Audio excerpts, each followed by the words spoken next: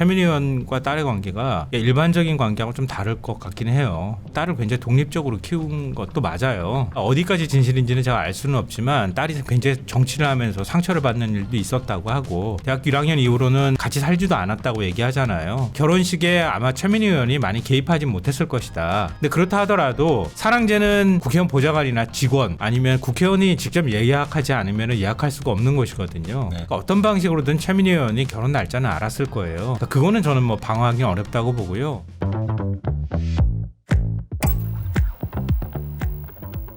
지금 국감에서는 이제 워낙 황당한 발언들이 여러 가지 터져 나오고 있는데 가장 요즘에 화제가 되고 있는 이 영상부터 보실까요? 김건희의 계부 최은순의 내연남 김충식을 아십니까? 모릅니다. 정말 모르십니까? 모릅니다. 최근에 김충식 씨가 공개적인 속상에서 새로 만나는 내연녀로 알려진 여성은 나경원 의원이 소개했다라고 공식적으로 이야기를 했습니다. 모르십니까?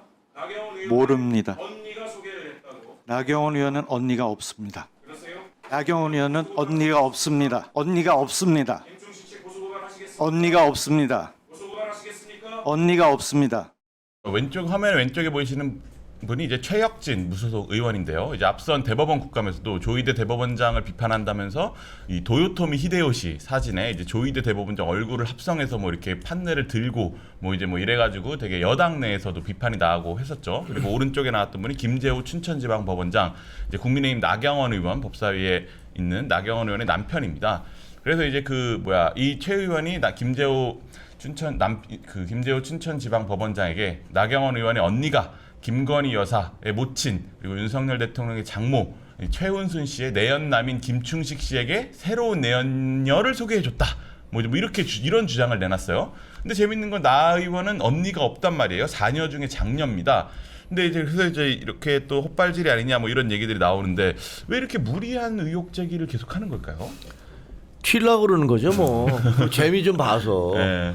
제가 보니까 도요토미 히데요시 사진 얼굴과 조희대 대법원장 얼굴을 합성을 해서 네. 그거를 공개를 했잖아요. 네. 많은 국민들이 분개하고 네. 저게 도대체 뭐 하는 짓이냐 이렇게 얘기했잖아요. 네. 그 다음에 언론에서 막 불러서 나가서 인터뷰하더라고요. 네.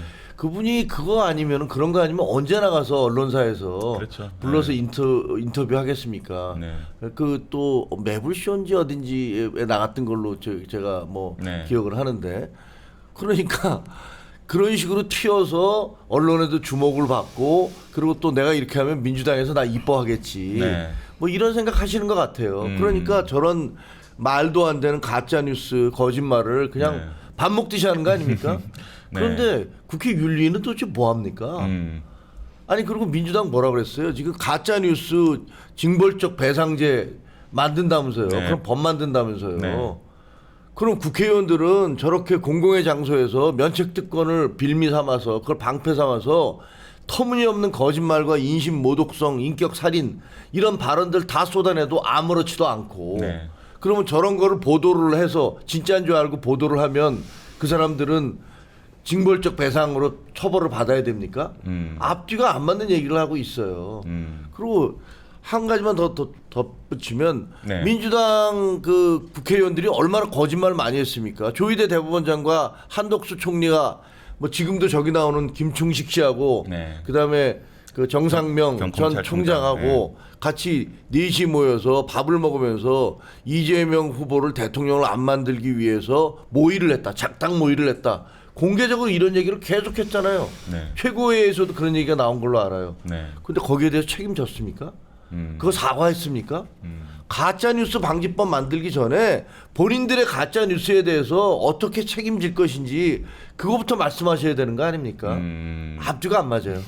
네, 아무래도 저렇게 국감장에서 얘기하는 거는 면책특권이 발휘돼서 뭐 이제 법적 대상이 안 되잖아요. 그래서 네, 이제 그것 그러니까요. 때문에 그거를 믿고 이렇게 하는 것 같은데, 그래서 이제 어쨌든 뭐 김채호 말씀하신 대로 이 최혁진 의원이 언론의 주목은 대단히 많이 받고 있어요. 그게 뭐 긍정적이든 부정적이든 어쨌든 최혁진이라는 사람이 있다는 걸 그 전에 아무도 몰랐는데 이런 일들을 거치면서 저런 사람이 있구나라는 걸 알게 된 건 본인의 입장에서는 소기의 성과일 것 같은데 민주당에서는 사실 되게 좀 부담스러워하더라고요.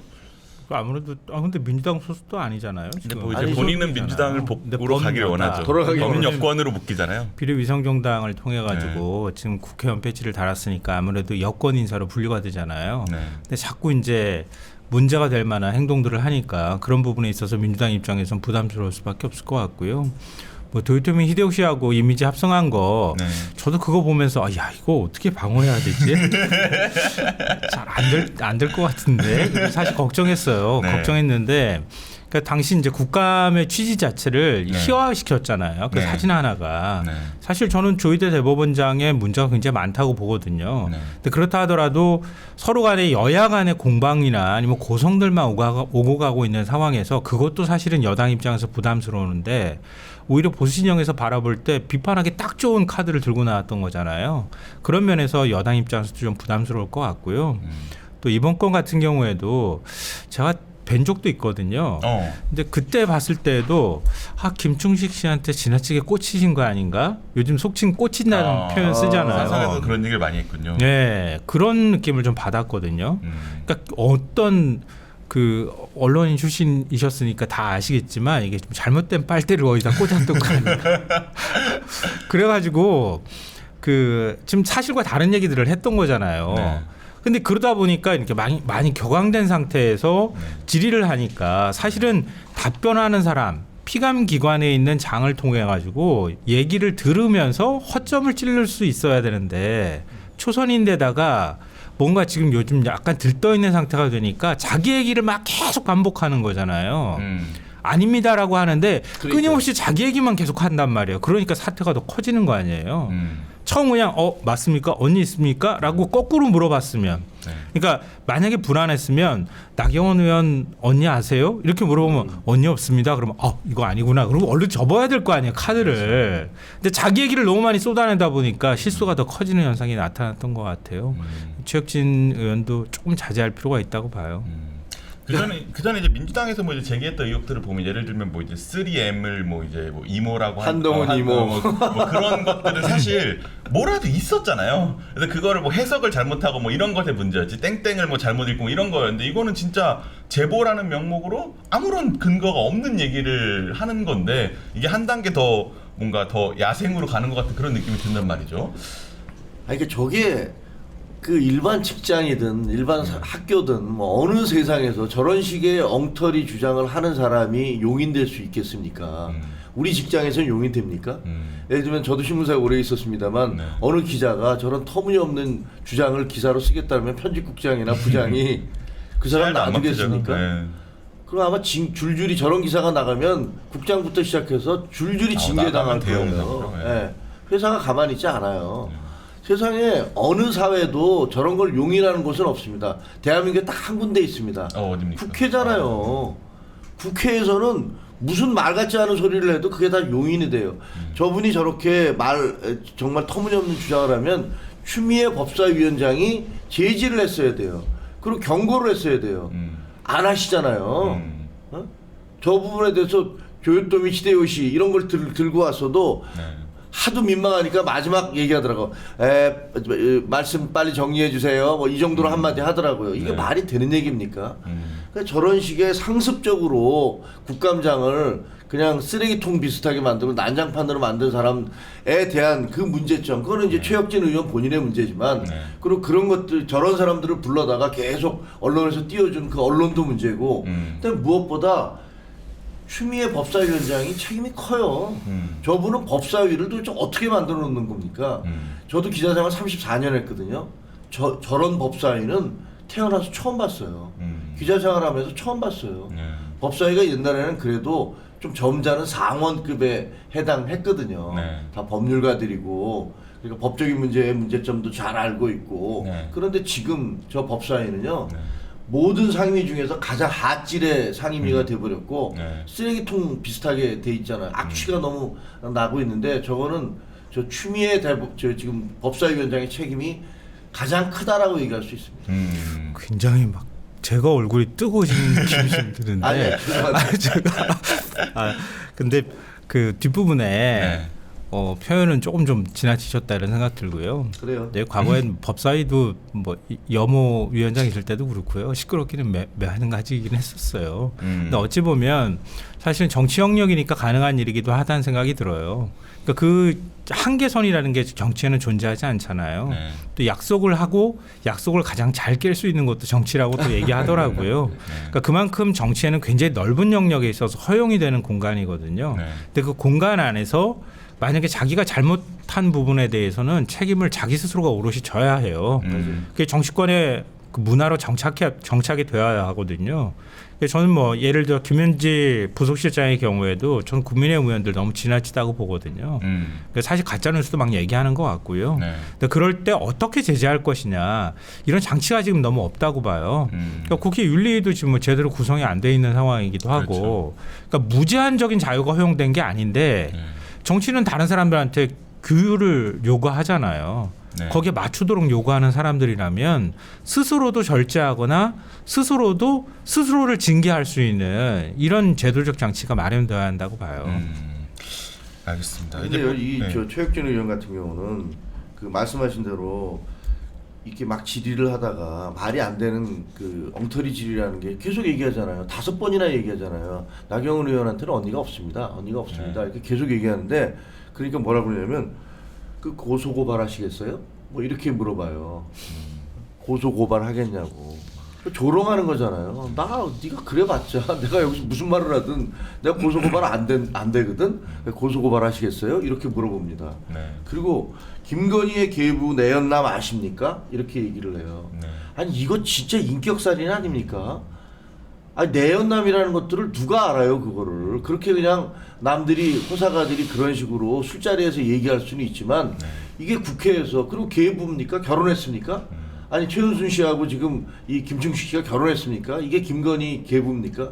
김건희 씨가 문제가 많아서 재판을 받고 있고 지금 수사를 받고 있고 구속돼 있어요. 그거랑 아무리 그렇다 하더라도 그 계부라고, 결혼도 하지 않은 사람을 계부라고 얘기하고 내연남이라고, 계부와 내연남이 어떻게 같습니까? 계부면 계부고 내연남이면 내연남이지, 계부 내연남이라는 말도 안 되는 얘기를 하면서 또 그거를 그런 식으로 국회에서 어떤 특정인에 대한 인격을 살인하는 그런 발언을 하는 것, 이게 왜 국민들이 이런 걸 듣고 있어야 되죠? 아까 말씀한 김성환 평론가님 말씀하신 대로 제가 뭐 쓰레기통 아니냐 이렇게 얘기하는 게 과하죠.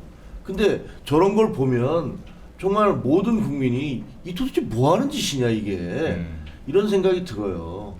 이제 우리 예전부터 많이 얘기하지만 정치도 훈련이 된 사람이 들어가는 공간이어야 한다 이런 얘기 하잖아요. 네. 그러니까 좀 훈련이 될 필요가 있다고 생각해요. 그러니까 최혁진 의원 입장에서는 굉장히 기분 안 좋은 소리일 수도 있겠지만, 그러니까 국감장에서는 피감기관으로부터 얘기를 듣는 거예요. 그게 우선이 되어야 하거든요. 그렇습니다.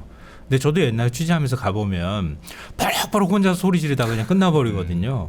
근데 그렇게 해야 튀는 걸 알고 있으니까, 그렇죠. 아까 말씀하신 것처럼. 그러니까 그런 문화가 지금 만들어져 있다고 봐요. 그러니까 그런 것들을 어디서 절제해야 할지 사실 자기홍보해야 되잖아요, 정치인으로서.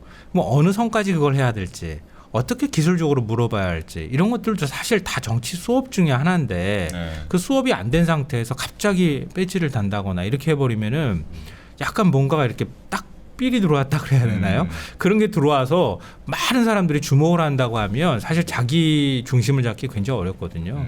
자, 일단 최혁진 의원이 뭐 제 말이 별로 안 좋게 들리시겠지만 이번 기회를 계기로 삼아서 주변에서도 많이 아마 얘기할 거거든요. 그러니까 본질적인 부분에 좀 집중하셨으면 좋겠고, 조금 더 과하다고 하는 부분들은 조금 자제하실 필요가 있다고 봅니다. 네. 국정감사에서 상임위에 보면 저 또 하나 고쳐야 될 게 증인들 부르잖아요. 네.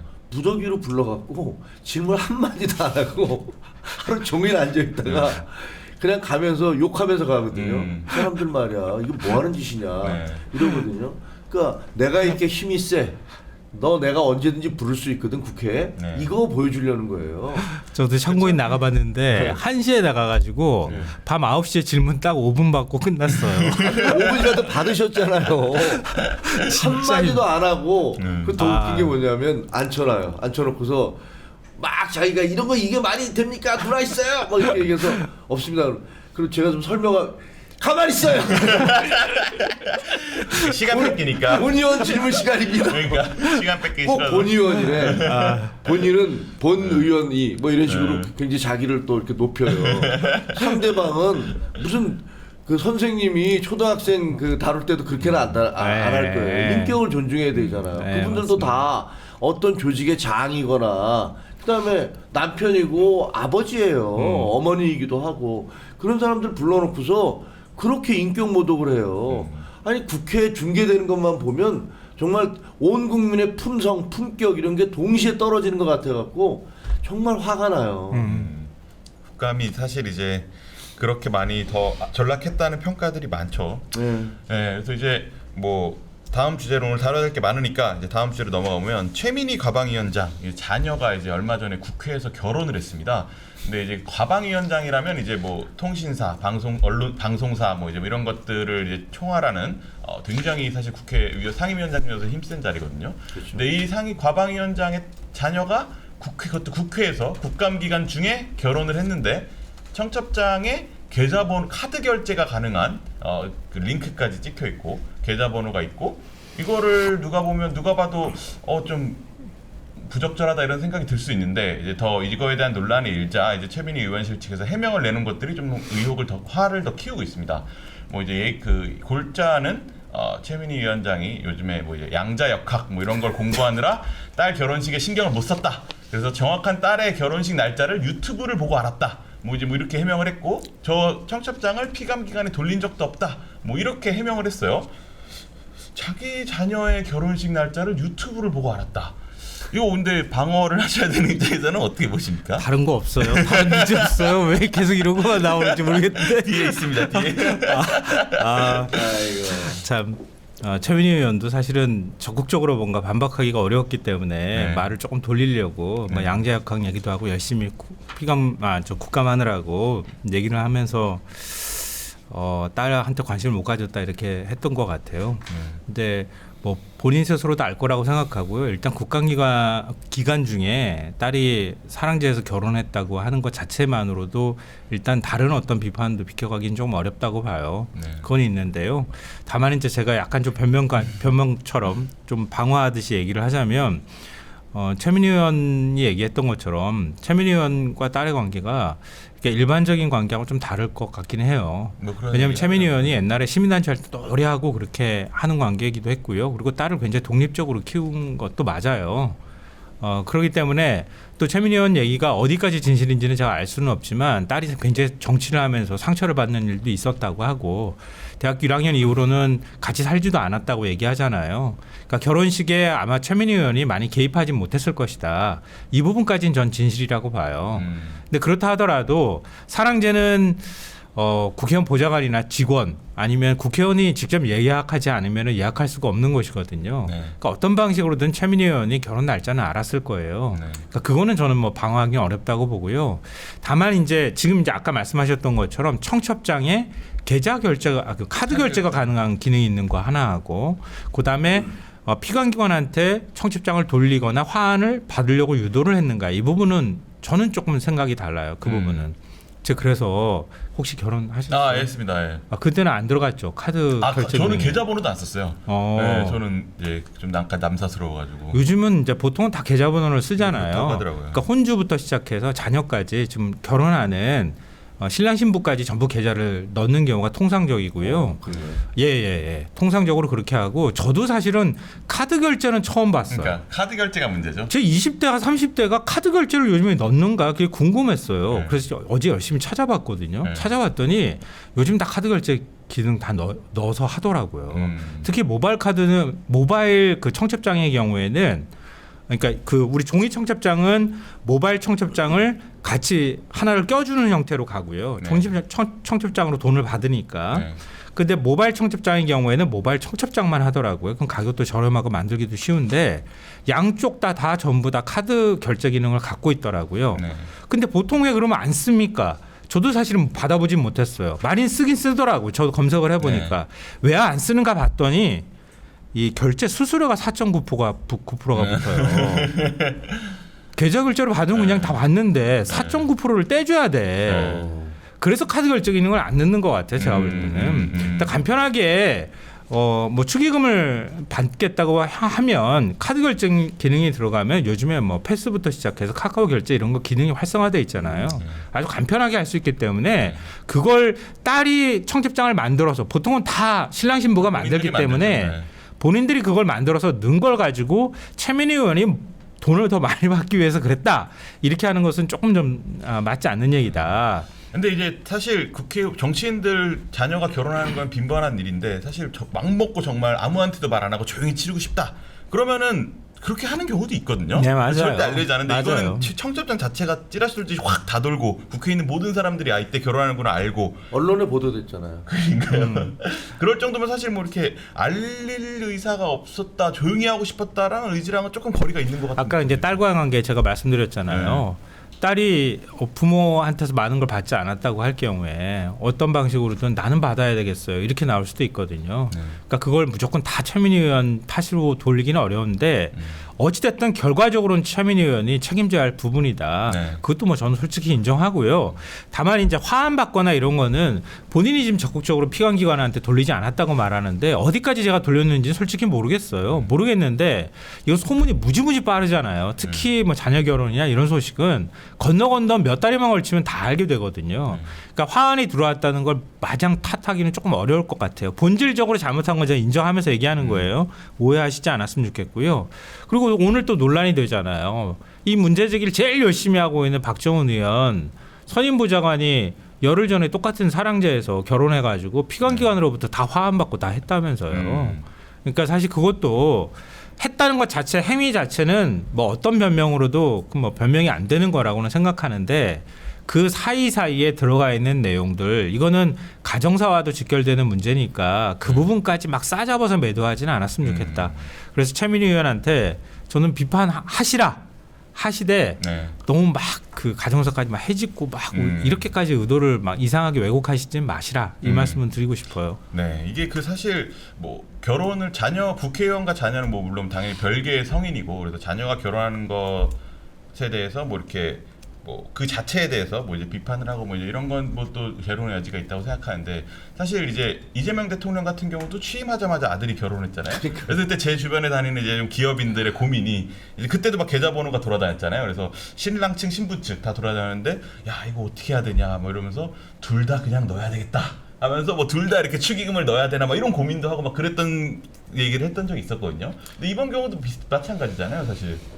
그 국정감사가 시작되면요, 그 피감 기관들의 온 신경은 의원들 그리고 그 보좌관들 그리고 우리가 어떤 질의를 받고 몇 명이나 되는 사람이 저 증인 내지 참고인으로 소환될 것인가 정말 부들부들 떱니다. 저승사자예요. 다 알고 있어요. 그래서 국정감사 좀 앞두고는 정말 그 의원회관이 문턱이 달아요. 그렇죠. 수많은 사람 다 알잖아요. 우리 얼마나 무시무시한지. 그런데 그 국정감사 기간에 그것도 그냥 의원도 아니고 상임위원장이 국회에서 결혼을 해요. 네? 그러면 피감기관들 사돈의 팔촌까지 가만히 있겠습니까? 아니 그리고 두려울 거 아니에요. 야 이거 안 했다가 나중에 내가 다음에 내년에 내가 혹은 이 다음에 불려갈 때 어떤 그 상황에 처하게 될까가 굉장히 두려울 거예요. 누구나 상식적으로 그럴 거예요. 근데 그런 거를 내가 피감기관에 청첩장 안 돌렸다. 보도가 났어요. 결혼식에서 문제가 된다라고. 그러면 피감기관 중에서 단 한 군데도 아마 제가 보기에는 피감 그 관계된 기관 중에서 안 낸 곳은 정말 거의 없을 겁니다. 그럴 가능성이 예, 높죠. 그럴 가능성이 매우 높죠. 장들은 말할 것도 없고 밑에 있는 적어도 소환될 가능성이 있는 모든 사람들이 다 있을 거예요. 네. 저는 그걸로 집 살라고 그러나? 아니 어떻게 이게 완전 권력형이잖아요. 권력형 축제에 해당한다고 할 수도 있어요. 공식적으로. 이거 뭐냐면요. 저희도 그런 거 가끔가다 보는데 그 시장 뭐 군수 이런 사람들이요. 인사를 앞두고 그 출판 기념회를 해요. 공무원들 어떻게 하겠습니까? 거기 안 가겠습니까? 당연히 가죠. 전원이 나가는 거잖아요. 이거는 권력형 범죄라고 저는 생각해요. 그리고 가정사 얘기하시는데 가정사는 공격하는 사람들이 얘기하는 건 전 들어본 적이 없어요. 그걸 방어하시는 분들이 뭐 따님하고 관계가 어떠고 전 그건 전혀 몰랐었거든요. 그랬더니 뭐 그걸 그 반대하는 그걸 옹호하시는 분들이 얘기해서 처음 알았어요. 네. 그래서 어디 방송에도 나왔다 그러더라고요. 뭐 보니까 어디 놀러 갔는데 딸하고 엄마하고 뭐 싸우고 이러는 모습까지 방송에 나왔다. 그게 뭐 연출된 건지 진짜인지는 모르겠습니다만 그런 걸 내세워서 이 딸과 엄마 관계가 그러니까 그거 좀 봐줘야 되는 거 아니냐라고 아니, 얘기하는 아니, 그건 완전히. 아니 그거는 뭐 네, 말이 안 되고 그건 그리고 나 양자역학 공부하느라고 그러니까요. 그 부분이 진짜 화제가 되고 있죠. 네, 양자역학을 공부하느라고 잘 몰랐다라는 게 딸 결혼식을 유튜브 보고 알았다는 해명이 사실 이게 어느 국민이 납득을 하겠습니까? 아니 그래가지고 그 예약 때문에 저도 이제 그거는 해명이 안 된다고 생각했는데요. 그러니까 그건 있는 것 같아요. 그러니까 저는 최민희 의원이 국감기간은 피하고 딸을 결혼시킬 수 있도록 적극적으로 말렸어야 한다. 혹은 국회에서 하지 말든가. 네. 그렇죠. 아니면 진짜 조용히 근데 해야 사실은 된다. 국회 사랑제 결혼식 저도 여러 차례 가봤지만 좋죠, 평상시에는 되게 좋고 되게 평상시엔 좋아요. 조용해요. 그게 특혜죠 어떻게 보면. 그거 그쵸. 그 기자들도 굉장히 거기서 큰 많이 특혜. 결혼하고 싶어합니다. 출입기자들도 할 수 왜냐하면 있는 곳이라. 그건 국민들 세금으로 내는 국회잖아요. 운영되는 국회인데 거기서 국회와 관련된 특정 사람들만 거기서 결혼할 수 있고 그 결혼 엄청 좋은 곳이잖아요. 거기가. 그 예약률도 예약 경쟁도 엄청 치열해요. 엄청 치열해요. 그러니까 비용 내나요? 그래서 그거는 저는 설명이 맞다고 봐요. 비용 1월에 보통 사랑제 예약을 받거든요. 그러니까 사이트를 열어주는 거예요. 그러면은 선착순으로 예약을 받는 거예요.